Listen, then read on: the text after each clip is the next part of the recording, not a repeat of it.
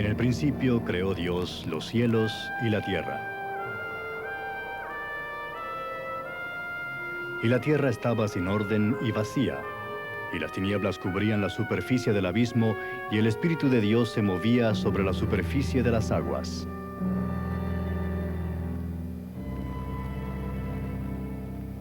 Y dijo Dios: sea la luz. Y hubo luz. Y vio Dios que la luz era buena. Y separó Dios la luz de las tinieblas.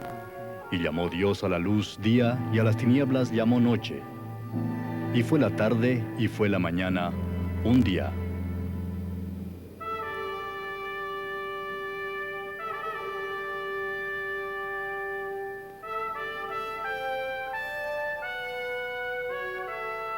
Entonces dijo Dios: haya expansión en medio de las aguas, y separe las aguas de las aguas. Y fue la tarde y fue la mañana, el segundo día.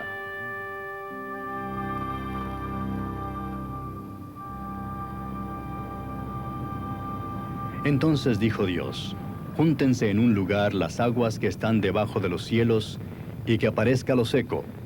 Y fue así.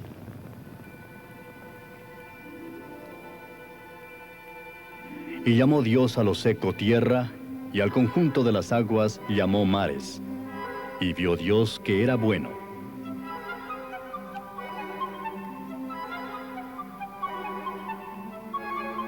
Y dijo Dios: produzca la tierra vegetación, hierbas que den semilla, y árboles frutales que den fruto sobre la tierra según su género, con su semilla en él. Y fue así.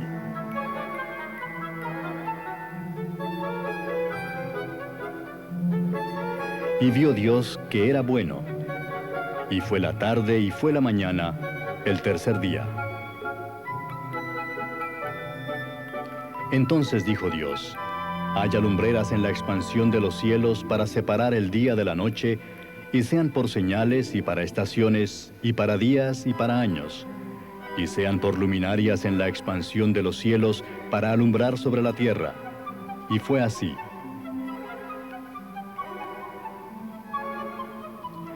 E hizo Dios las dos grandes lumbreras, la lumbrera mayor para dominio del día, y la lumbrera menor para dominio de la noche.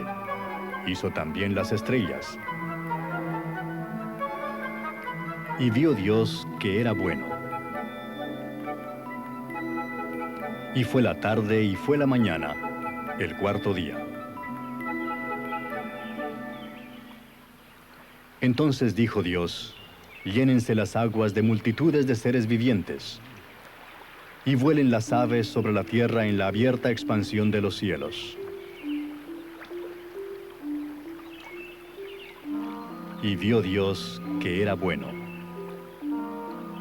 Y fue la tarde y fue la mañana, el quinto día. Y dijo Dios: hagamos al hombre a nuestra imagen, conforme a nuestra semejanza.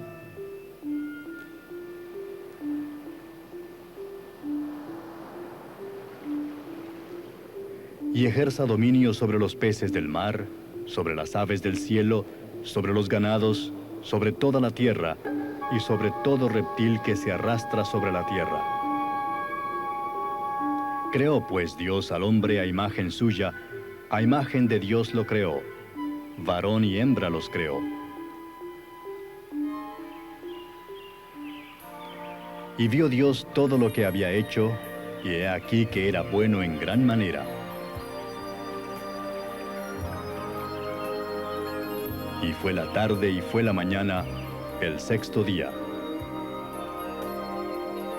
Así fueron acabados los cielos y la tierra y todas sus huestes. Y en el séptimo día completó Dios la obra que había hecho, y reposó en el día séptimo de toda la obra que había hecho. Y bendijo Dios el séptimo día y lo santificó, porque en él reposó de toda la obra que él había creado y hecho.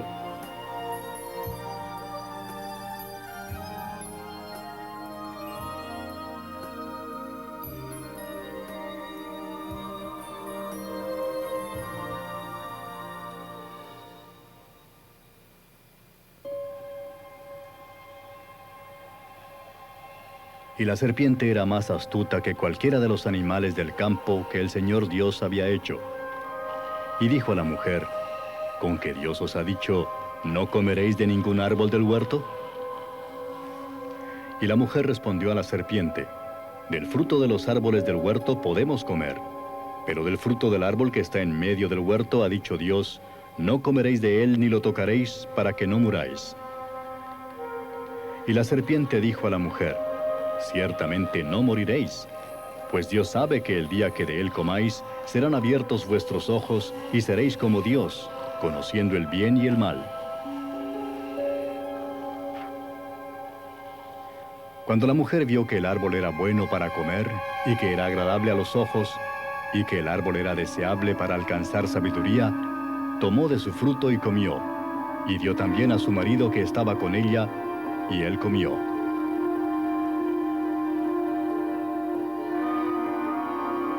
Entonces el Señor Dios dijo a la mujer, ¿qué es esto que has hecho? Y la mujer respondió, la serpiente me engañó y yo comí. Y el Señor Dios dijo a la serpiente, por cuanto has hecho esto, maldita serás más que todos los animales y más que todas las bestias del campo. Sobre tu vientre andarás y polvo comerás todos los días de tu vida. Y pondré enemistad entre ti y la mujer, y entre tu simiente y su simiente. Él te herirá en la cabeza, y tú lo herirás en el calcañar.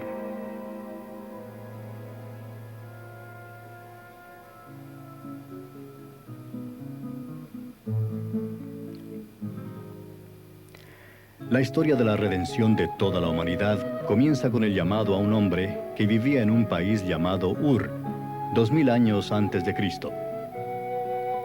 Su nombre era Abram. Y el Señor dijo a Abram, vete de tu tierra, de entre tus parientes y de la casa de tu padre, a la tierra que yo te mostraré. Haré de ti una nación grande y te bendeciré, y engrandeceré tu nombre y serás bendición. Bendeciré a los que te bendigan, y al que te maldiga maldeciré, y en ti serán benditas todas las familias de la tierra.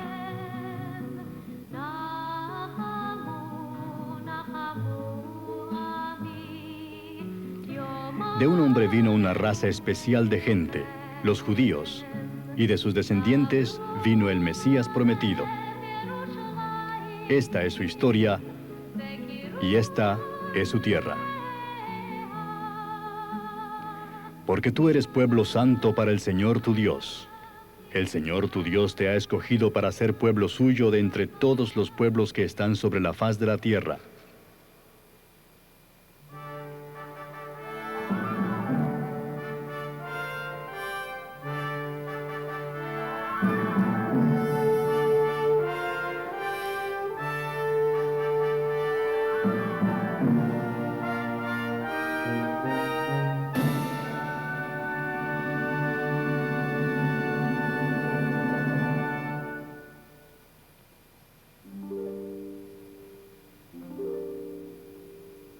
Israel es una tierra pequeña de agudos contrastes y grandes extremos, desde los áridos desiertos hasta los frondosos valles. El monte Hermón coronado de nieve se levanta a 2.814 metros sobre el nivel del mar y su mar muerto está a 400 metros bajo el nivel del mar, el lugar más bajo en la tierra. Es la encrucijada de 3 continentes, África, Asia y Europa. Más del 70% de la lluvia ocurre en un periodo de 40 a 60 días. Hay unas 3.000 especies diferentes de plantas, 450 especies de aves e innumerables millares de especies de animales. Isaías profetizó acerca de la fertilidad futura de Israel. El desierto y el yermo se alegrarán, y se regocijará el Arabá, y florecerá como el azafrán. Todo esto en una tierra que, de Dan hasta Beerseba, tiene solo 225 kilómetros. Fue a esta pequeña tierra tan extraordinaria a donde Dios llamó a Abraham. Entonces Abraham se fue tal como el Señor le había dicho, y Lot fue con él. Y Abraham tenía 75 años cuando partió de Harán. Y tomó Abraham a Sarai su mujer, y a Lot su sobrino, y todas las posesiones que ellos habían acumulado, y las personas que habían adquirido en Harán, y salieron para ir a la tierra de Canaán. La narración bíblica continúa diciendo que Abraham prosperó en la tierra de los cananeos, que tuvo un hijo, Ismael, con la sierva de Sarai, Agar. Fue durante este tiempo que 2 ángeles visitaron a Abraham, reiterando la promesa de Dios de un hijo con su esposa estéril, Sarai. Fue también durante este tiempo que el juicio de Dios cayó sobre 2 ciudades ubicadas a orillas del Mar Muerto, y la esposa de Lot tuvo un final insólito. Entonces el Señor hizo llover sobre Sodoma y Gomorra azufre y fuego de parte del Señor desde los cielos, y destruyó aquellas ciudades y todo el valle y todos los habitantes de las ciudades y todo lo que crecía en la tierra. Pero la mujer de Lot, que iba tras él, miró hacia atrás y se convirtió en una columna de sal. En los años que siguieron, Abraham, llamado ahora Abraham, engendró el hijo prometido de Sara y le dio por nombre Isaac. E Isaac tuvo a Jacob y a Esaú, y Jacob tuvo 12 hijos. Y en un lugar llamado Betel, Dios le cambió el nombre a Jacob por el de Israel. Ahora el hijo preferido de Jacob se llamaba José, y con José comienza el preludio de Egipto y del Éxodo. Llamaba Israel a José más que a todos sus hijos, porque era para él el hijo de su vejez, y le hizo una túnica de muchos colores. Y vieron sus hermanos que su padre lo amaba más que a todos sus hermanos. Por eso lo odiaban y no podían hablarle amistosamente. Y sucedió que cuando José llegó a sus hermanos, despojaron a José de su túnica, la túnica de muchos colores que llevaba puesta. Y lo tomaron y lo echaron en el pozo. Pasaron entonces unos mercaderes madianitas, y ellos sacaron a José, subiéndolo del pozo, y vendieron a José a los ismaelitas por 20 piezas de plata. Y estos llevaron a José a Egipto. En Egipto, José fue llevado ante Faraón para interpretar 2 sueños que predecían 7 años de prosperidad, seguidos por 7 años de hambre. El éxito de José al interpretar los sueños de Faraón le condujo a su nombramiento como primer ministro, y como tal, José almacenó grano de manera que el país no pereciera durante los años de hambre.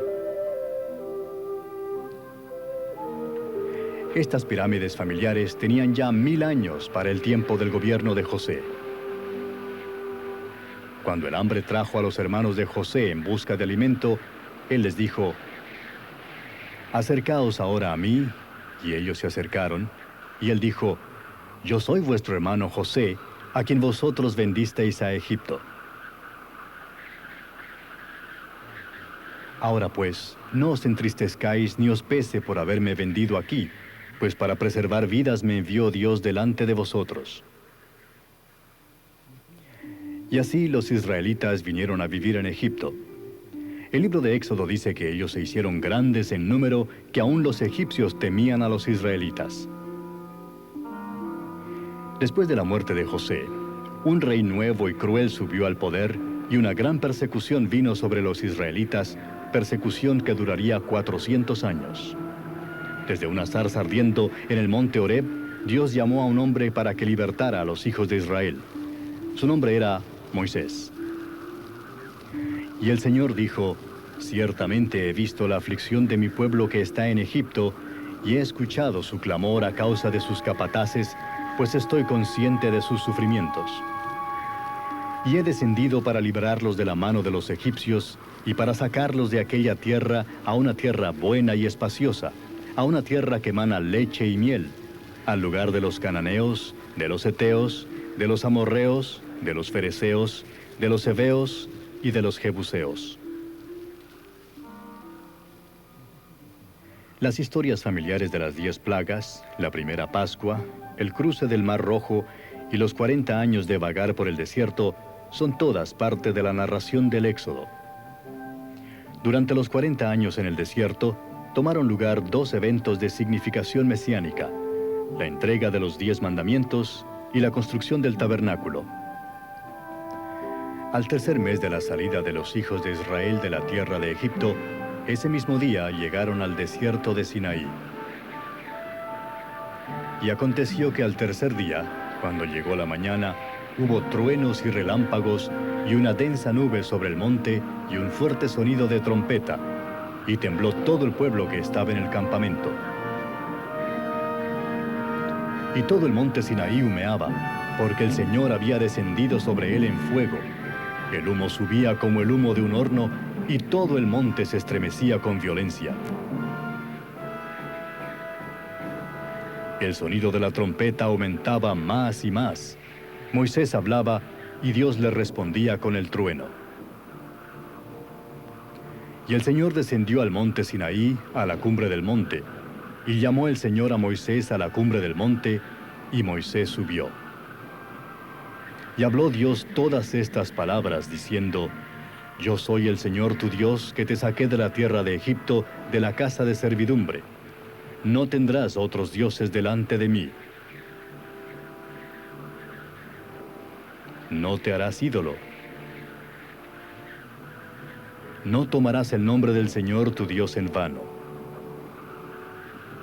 Acuérdate del día de reposo para santificarlo. Honra a tu padre y a tu madre, para que tus días sean prolongados en la tierra que el Señor tu Dios te da. No matarás.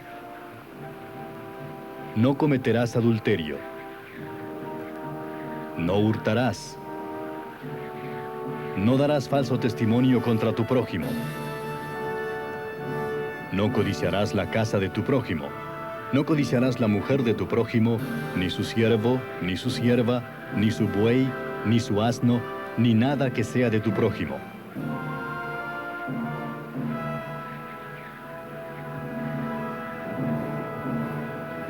Y todo el pueblo percibía los truenos y relámpagos, el sonido de la trompeta y el monte que humeaba.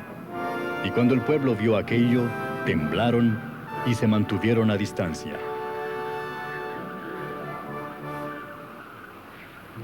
Los principios de estas 10 leyes sencillas han servido como base de sistemas legales por más de 3000 años. Siglos más tarde, el apóstol Pablo diría de ellos: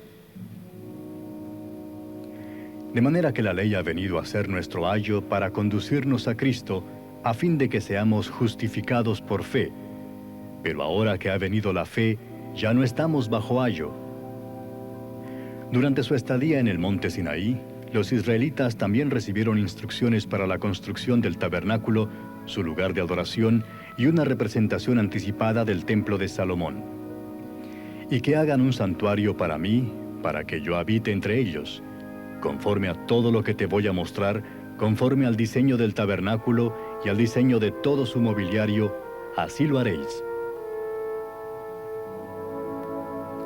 Detalles específicos fueron revelados para la hechura de esta tienda, así como para su mobiliario: el arca, la mesa del pan de la proposición, el candelabro de oro, el altar del incienso, la pila y el altar. También se dio instrucciones con respecto a los sacerdotes que servirían en el tabernáculo, sus vestiduras y sus sacrificios. Así se estableció un pacto entre Dios y su pueblo escogido, un pacto basado en la obediencia de numerosas leyes y el sacrificio de animales. 1475 años más tarde, se establecería un nuevo pacto, un pacto basado en la gracia y en el sacrificio final de Jesús, el Hijo único de Dios. Los hijos de Israel no permanecieron fieles a Dios. Debido a su pecado, vagaron por el desierto por 40 años, hasta que una generación entera murió. Solo a Josué y a Caleb, los espías fieles, se les permitió entrar en la tierra prometida. Fue José quien guió a la siguiente generación de israelitas hasta la tierra que fluye leche y miel. La conquista comenzó en Jericó. Al séptimo día se levantaron temprano, al despuntar el día, y marcharon alrededor de la ciudad de la misma manera 7 veces.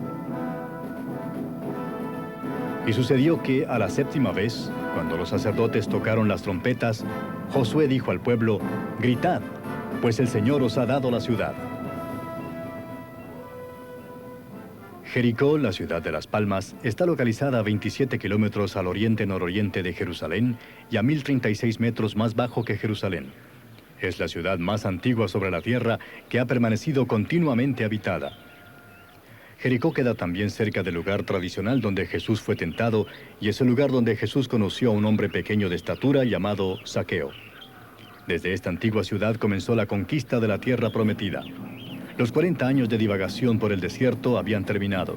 Moisés había muerto, el período de los jueces estaba para comenzar y se abría una nueva página en la historia de la redención del hombre.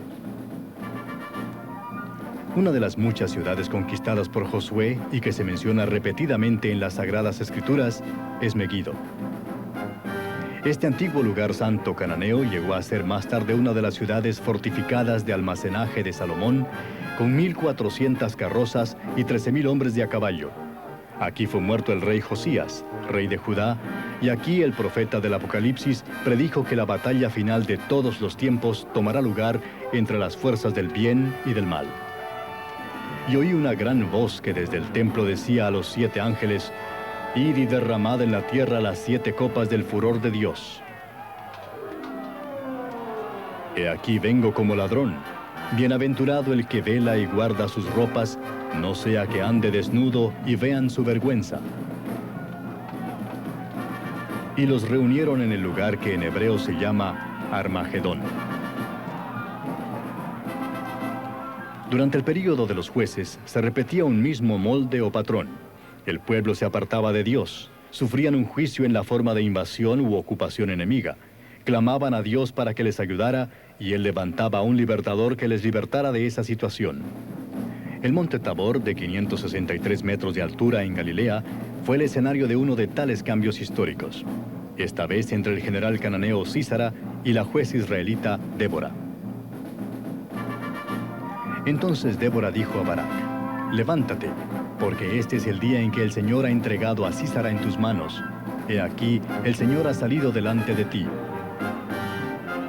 Bajó pues Barak del monte Tabor, seguido de 10,000 hombres. Y todo el ejército de Sísara cayó a filo de espada. No quedó ni uno. Gedeón, Débora, Sansón, Jefté, 15 en total, jueces valientes sobre Israel en una era obscura de anarquía, codicia y salvajismo.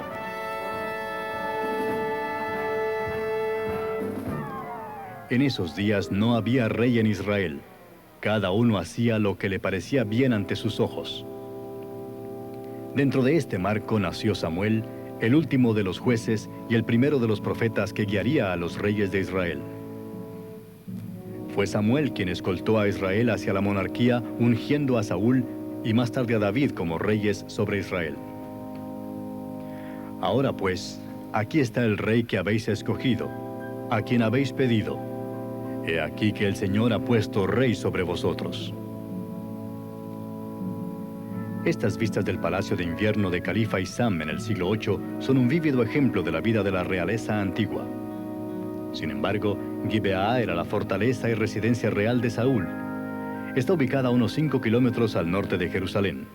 Su palacio era sencillo y pequeño y medía solo 35 por 52 metros. La sala más grande en el palacio solo era de 4.27 por 7 metros. Saúl, aunque de impresionante estatura, fue un rey débil en un período débil de la historia de Israel. La noche antes de su última batalla, Saúl consultó a una adivina en Endor, una práctica estrictamente prohibida entre los israelitas. Hoy, este lugar tradicional está ocupado por una comunidad trabajadora conocida como kibutz. Aún antes del suicidio de Saúl, en el monte Gilboa, Samuel había escogido a un sucesor en Belén. Fue el hombre a quien Saúl más despreciaba, David. Y aconteció que cuando Saúl volvió de perseguir a los filisteos, le dieron aviso diciendo: «He aquí, David está en el desierto de Engadi». En la ribera occidental del Mar Muerto se levanta este oasis de agua dulce, conocido como Engadi. Aquí David no solo encontró refugio de Saúl, sino abundantes imágenes para sus salmos.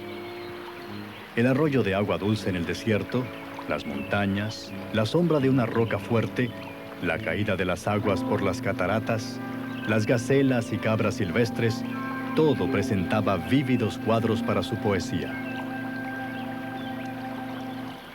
El Señor es mi pastor, nada me faltará. En lugares de verdes pastos me hace descansar, junto a aguas de reposo me conduce. Él restaura mi alma, me guía por senderos de justicia por amor de su nombre. Aunque pase por el valle de sombra de muerte, no temeré mal alguno, porque tú estás conmigo. Tu vara y tu cayado me infunden aliento. Tú preparas mesa delante de mí en presencia de mis enemigos. Has ungido mi cabeza con aceite, mi copa está rebosando.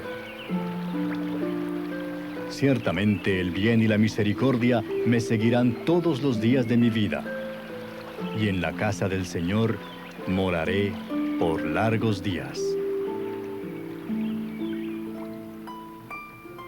Así que el muchacho que mató al gigante con una honda llegó a ser el más exaltado rey de Israel. Vinieron pues todos los ancianos de Israel al rey en Hebrón, y el rey David hizo un pacto con ellos en Hebrón delante del Señor. Luego ungieron a David como rey sobre Israel. El reinado de David trajo consigo la edad de oro de Israel. Sus logros fueron muchos, incluyendo la caída del control filisteo y el extender 10 veces las fronteras nacionales. Fue David quien capturó la ciudad de Jebús de los jebuseos y la estableció como la capital política y espiritual de Israel. De aquel día en adelante, Jebús se convirtió en Sión, la ciudad de David, y la ciudad santa. Nosotros la conocemos mejor como Jerusalén. Más tarde, David escribía: Yo me alegré cuando me dijeron, vamos a la casa del Señor. Plantados están nuestros pies dentro de tus puertas, oh Jerusalén. Orad por la paz de Jerusalén. Sean prosperados los que te aman.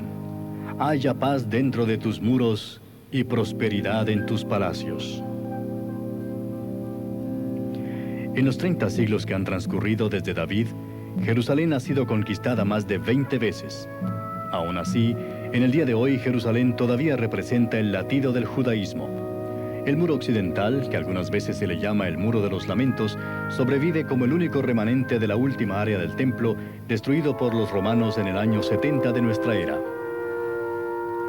Aquí se reúnen los judíos contemporáneos para recordar la gloria del reinado de David y para esperar una restauración de esa gloria cuando venga el Mesías. Con su reunificación en 1967, Jerusalén entró a un período de notable crecimiento.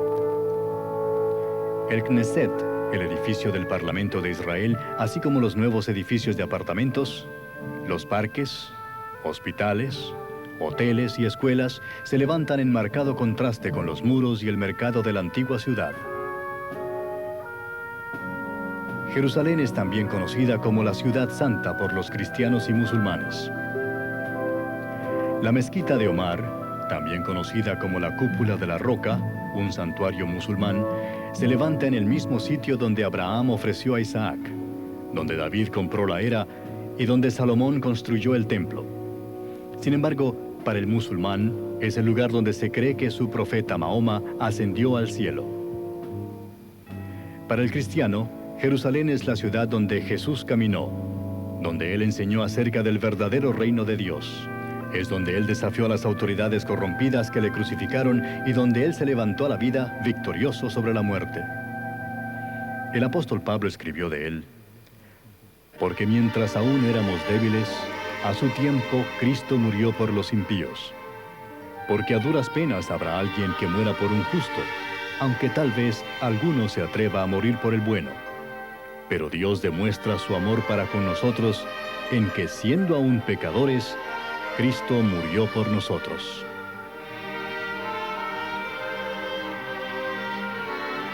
Cada año, millares de peregrinos cristianos visitan a Jerusalén para caminar donde Jesús caminó y asistir a las fiestas y festivales de los que se habla en la Biblia. Durante la fiesta de los tabernáculos, por ejemplo, cientos de cristianos de todo el mundo se juntan para marchar desde el monte Sión hasta el monte de los Olivos, una ruta transitada frecuentemente por Jesús. El reino de Dios que Jesús estableció con su propia muerte y resurrección es el mismísimo que se le prometió a David por medio del profeta Natán. Tu casa y tu reino permanecerán para siempre delante de mí. Tu trono será establecido para siempre. David juntó los materiales para la construcción del templo. Sin embargo, no se le permitió construirlo. Pero Dios me dijo: no edificarás casa a mi nombre, porque eres hombre de guerra y has derramado mucha sangre. A David le sucedió su hijo Salomón. Fue Salomón quien recogió los beneficios de los 40 años de reinado exitoso de su padre. Los numerosos programas de edificación y las aventuras comerciales de Salomón le dieron a Israel su edad de oro de prosperidad.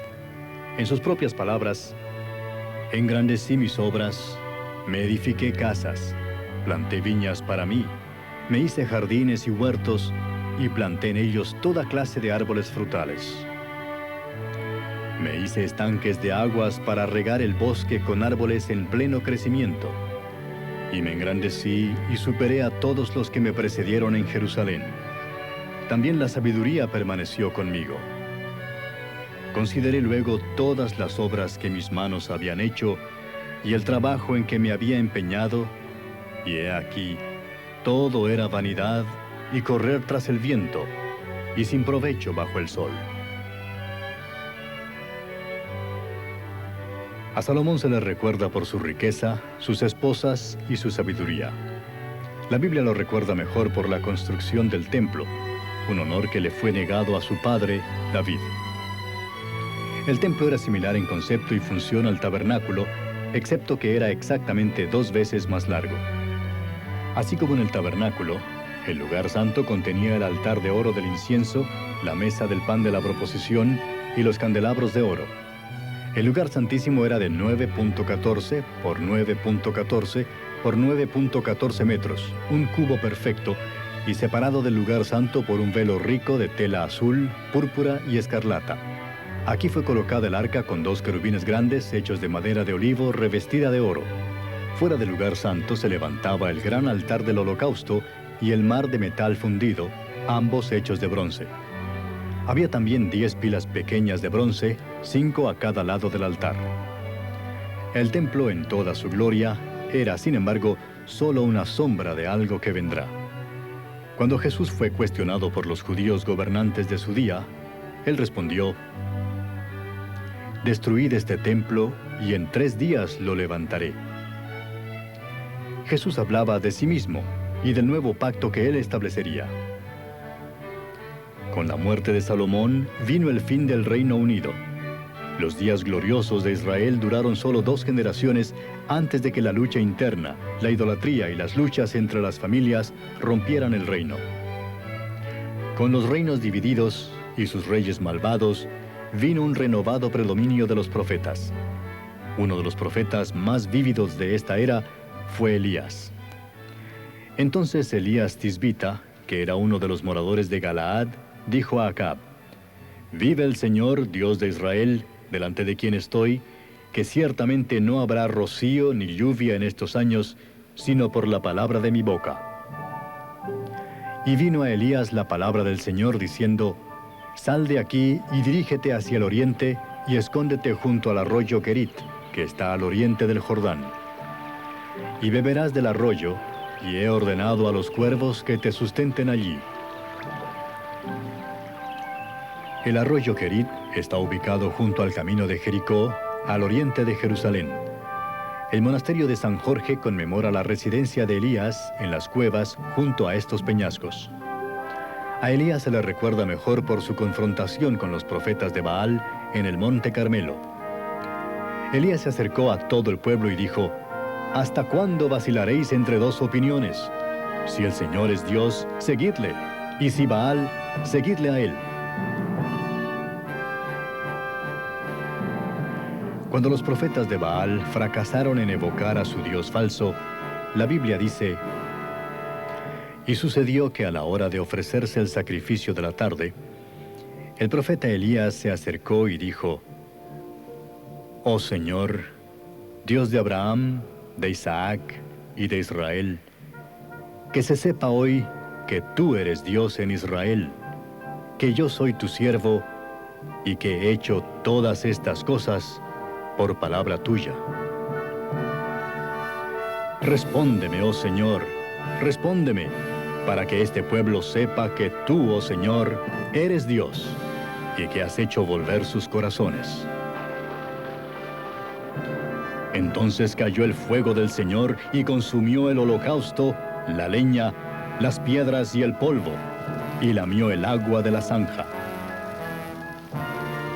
Cuando todo el pueblo lo vio, se postraron sobre su rostro y dijeron: El Señor, Él es Dios. El Señor, Él es Dios. Entonces Elías les dijo: Prended a los profetas de Baal, que no se escape ninguno de ellos.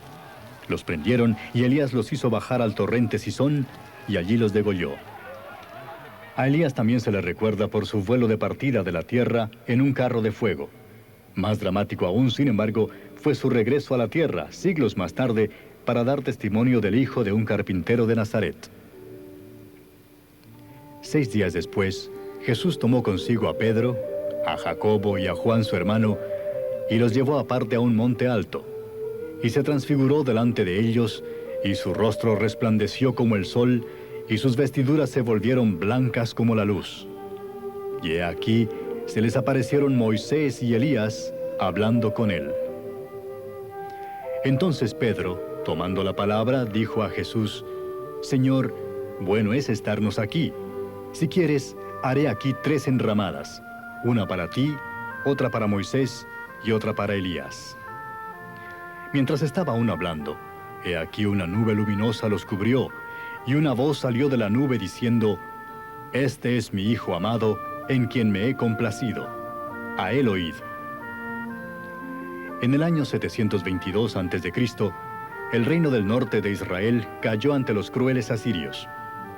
Una generación anterior, Dios envió a otro de sus profetas a la capital de Asiria para predicar el arrepentimiento. Este renuente y no tan valiente profeta fue Jonás. Levántate, ve a Nínive, la gran ciudad, y proclama contra ella, porque su maldad ha subido hasta mí. Pero Jonás se levantó para huir a Tarsis, lejos de la presencia del Señor. Y descendiendo a Jope, encontró un barco que iba a Tarsis. Jope o Jaffa, como se le llama hoy, está localizada en la costa mediterránea de Israel, al sur de la moderna ciudad de Tel Aviv. Aquí se importaron los cedros del Líbano para el templo. Aquí Dorcas fue resucitada de los muertos. Y aquí Pedro tuvo una gran visión acerca de los gentiles y el Evangelio. Fue pues esta la ciudad desde donde Jonás trató de huir de Dios. La conocida historia del gran pez que se tragó a Jonás y el arrepentimiento de Nínive ante la predicación de Jonás son recordativos antiguos de la preocupación de Dios por todas las naciones. Judá, el reino del sur, también cayó bajo el juicio de Dios. Entonces Isaías dijo a Ezequías: Oye la palabra del Señor. He aquí vienen días cuando todo lo que haya en tu casa y todo lo que tus padres han atesorado hasta el día de hoy será llevado a Babilonia. Nada quedará, dice el Señor. Los demás hechos de Ezequías y todo su poderío, y cómo hizo el estanque y el acueducto, y trajo agua a la ciudad, ¿no están escritos en el libro de las crónicas de los reyes de Judá? En el año 587 a.C., Jerusalén cayó ante Babilonia. El profeta Ezequiel, quien repetidamente había advertido a Judá de la ruina pendiente, ahora predicaba esperanza para un glorioso Israel unificado en el futuro. Las promesas de Ezequiel comenzaron a cumplirse cuando un gran contingente de cautivos regresó a Canaán en el año 538 a.C. La tierra a la cual ellos regresaron es un cuadro de un retorno aún mayor para todos los hijos de Dios. El escritor del libro de Hebreos dice: pero en realidad anhelan una patria mejor, es decir, celestial, por lo cual Dios no se avergüenza de ser llamado Dios de ellos, pues les ha preparado una ciudad.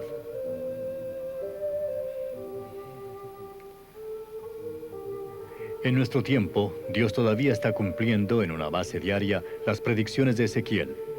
Personas contritas están siendo libertadas de la esclavitud del pecado, están siendo limpiadas y se les está dando el Espíritu Santo de Dios. Se les está dando ciudadanía en esa gloriosa nación, esa Jerusalén celestial, sobre la cual reina el gran descendiente de la casa de David. Después del exilio a Babilonia, la idolatría nunca volvió a ser un problema para los judíos. Limpiados y purificados en el horno del exilio, los judíos volvieron a su tierra natal para reconstruir sus casas y su templo. Las últimas páginas del Antiguo Testamento contienen promesas, así como reproches. Un mensajero vendría a preparar el camino delante del Señor. He aquí yo envío a mi mensajero, y él preparará el camino delante de mí. Y vendrá de repente a su templo el Señor a quien vosotros buscáis, y el mensajero del pacto en quien vosotros os complacéis, he aquí, viene, dice el Señor de los ejércitos. Esta promesa se cumplió 400 años más tarde. Juan el Bautista apareció para pregonar la aurora de ese nuevo día. Yo a la verdad os bautizo con agua para arrepentimiento, pero el que viene detrás de mí es más poderoso que yo, a quien no soy digno de quitarle las sandalias. Él los bautizará con el Espíritu Santo y con fuego. Isaías también predijo la venida del Mesías con sorprendente exactitud. Sus palabras han traído consuelo y esperanza por generaciones de los hijos de Dios. Porque un niño nos ha nacido, un hijo nos ha sido dado, y la soberanía reposará sobre sus hombros. Y se llamará su nombre Admirable Consejero, Dios poderoso, Padre eterno, Príncipe de paz. El aumento de su soberanía y de la paz no tendrán fin sobre el trono de David y sobre su reino para afianzarlo y sostenerlo con el derecho y la justicia desde entonces y para siempre.